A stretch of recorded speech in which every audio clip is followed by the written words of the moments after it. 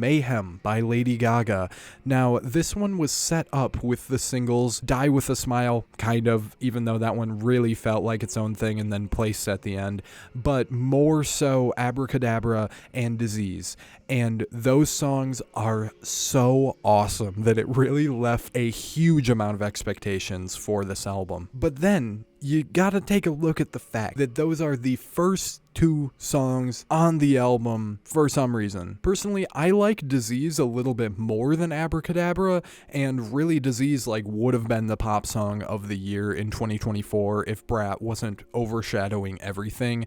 That's such a banger. So you have this great single run in the beginning, back to back, and I seriously feel like every other song from that point forward is a little bit worse than the last. It's very consistent that is the experience, and that is so disappointing because it makes it kind of a demoralizing listen, and it's 50 minutes, I believe, if not even longer. It's pushing an hour is basically what I'm saying, which is generous to say the least. So realistically, it kind of ends up being one that's better on shuffle or, again, kind of just as playlist material, which is fine, I guess, for a pop album, but it really feels like in a way we're a little bit past that with the current state of pop. I'm thinking about the albums that really stood out recently. Hurry Up Tomorrow already made a reference to Brat, even Billie Eilish's album from last year as well. There's a lot of great pop albums coming out that are cohesive, that are consistent, and you can play the last song and it sounds like a closer, you can play the first song, sounds like an opener,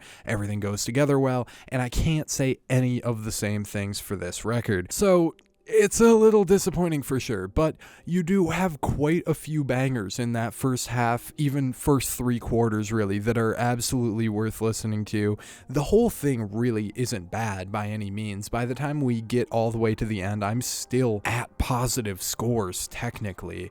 It's just that it tapers off, and that ends up making it not fun. And I'm coming to a Lady Gaga album for fun, obviously. It's still so hard to talk about it as positively as I feel about it, because if you actually take the songs, kind of average them out, do your thing with them, it's still a very good album. I think if no singles came out and it all just dropped at once, the first two songs would still be the ones that were bumping the most, but this whole album would just feel a little bit better instead of something I don't really want to come back to.